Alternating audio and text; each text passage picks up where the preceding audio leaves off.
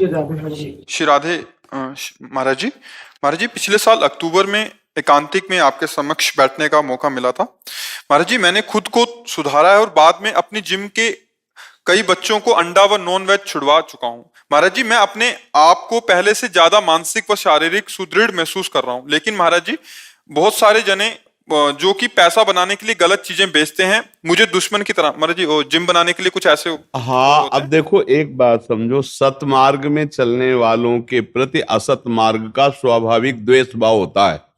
क्यों?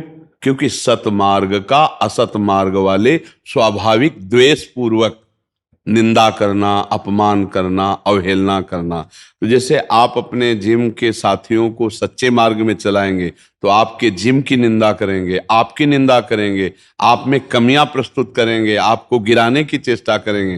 लेकिन आपको नहीं डरना, आपको अपने मार्ग में पुष्ट रहना है, क्योंकि आप सतमार्ग के पथिक हैं। और आप में उनमें यही अंतर है कि वो आपकी निंदा करेंगे और आप उनके विषय में ना कुछ बड़ाई और ना कुछ निंदा, शांत गंभीर रहेंगे तो आपकी उन्नति होती जाएगी। आप में उनमें अंतर है। वो सत्संग नहीं प्राप्त किए, आप सत्संग प्राप्त किए, तो आप में कुछ विशेषता होनी चाहिए ना।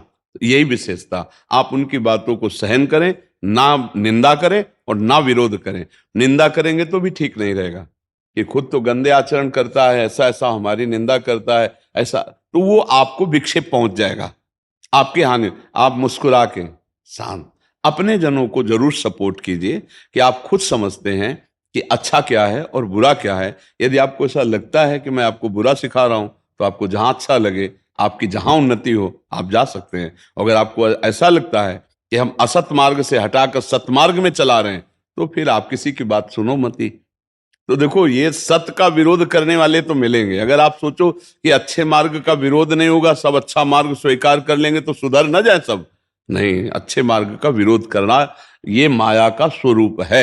आपको सहना पड़ेगा, इसमें सहना पड़ेगा। लैला जी, आपकी बातें महाराज जी ऐसे लगती है मानो रेस में घोड़े के साइड में देखने वाला वो लगा होता है। हाँ, अपने मार्ग में केवल चला, एक आवाज से उसको टारगेट पता होता है, वहीं पहुंच रहा है। जो आज आपकी आवाज है सिर्फ वो ऐसी लगता है कि भाई साइड में कुछ नहीं देखना। हाँ, ये चूंकि सतमार्ग है ना, सतमार्ग में ऐसे ही चला जाता है, लक्ष्य पे चला जाता है, अपने लक्ष्य को।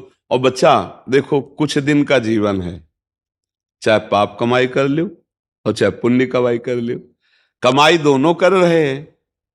अब ये तुम सच्चे मार्ग में चले हो तो पाप पुण्य दोनों से अलग है, ये भगवत भजन की कमाई है।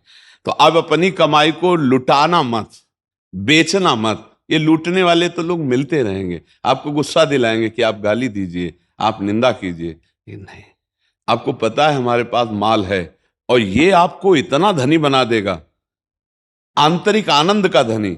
और बाहरी धन तो अपने आप पीछे, माया की एक चाल है बच्चा, जब माया के पीछे दौड़ो तो छाया मिलती है, माया नहीं।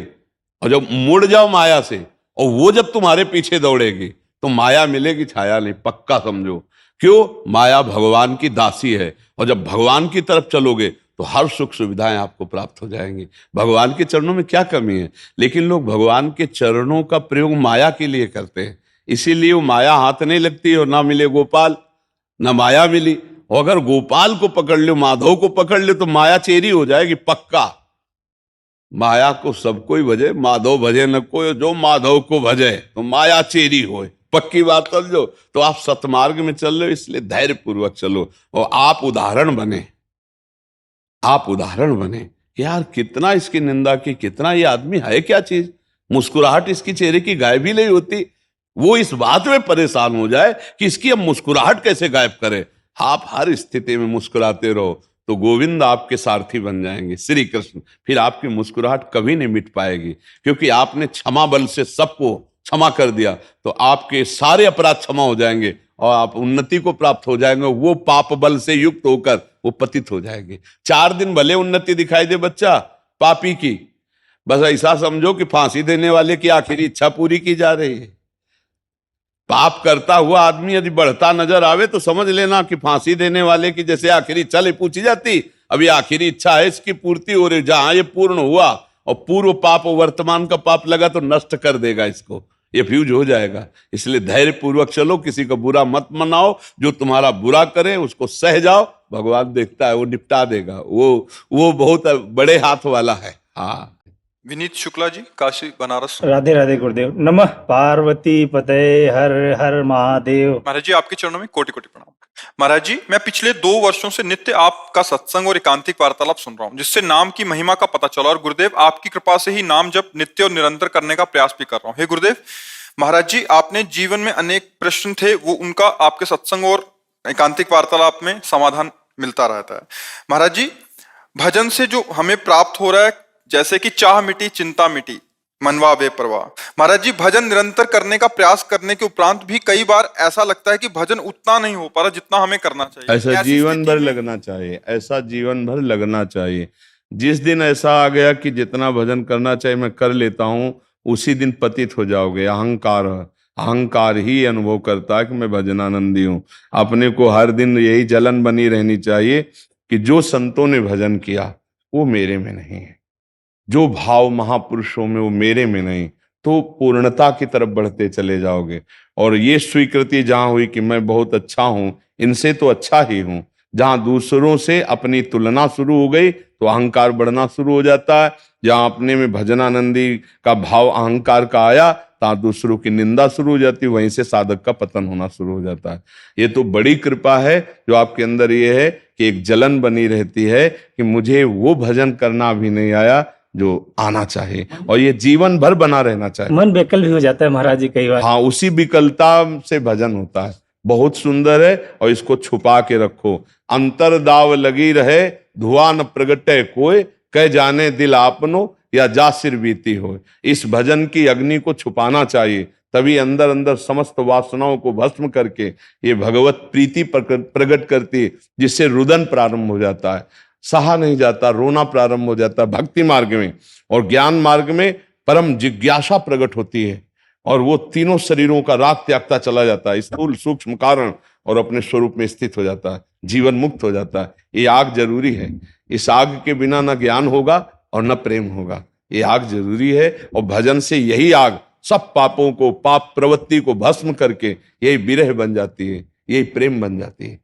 उसको आनंद पूर्वक चलिए, खूब अच्छा भजन कीजिए, पर उस भजन का अभिमान ना आने पावे। इस मार्ग में कभी कभी धोखा हो जाता है, कभी कभी गुणाभिमान आ जाता है, भजन आनंदी होने का अभिमान आ जाता है, वहीं गिरना पड़ता है, पक्का गिर। जब अभिमान आ जाए तो जान लेना पतन शुरू होने वाला है। नारद जी जैसे ब्रह्म स्वरूप जिनका अवतारों में वर्णन किया गया है, वो कोई साधारण साधक संत थोड़ी, वो तो अवतारी महापुरुष हैं। और उनको आ गया कि मैं काम विजयी हूं, तो आप प्रसंग पढ़ के देख लेना। विवाह के लिए लालायित हो गए, यहां तक कि आराध्य देव भगवान को शाप तक दे डाला है, तब हरि माया दूर निवारी, तहां न रमा न राजकुमारी। तो अहंकार भक्ति में वर्धन करने वाली जो वृत्तियां, उनको छीण करता है, अहंकार पतन की तरफ ले जाता है। तो भगवान कृपा करते हैं, भक्त के हृदय में एक भूख दे देते हैं भजन की। रात दिन भजन करने पर भी उसको रोना आता है कि मेरे से वो भजन नहीं होता। भगवत प्रेम होने पर भी उसको रोना आता है कि मेरे में प्रेम नहीं है। यही भक्ति की पहचान है। और जहां आ गया कि मैं तो भगवत प्रेमी, मैं भजनानंदी, यही अहंकार की पहचान है। जी।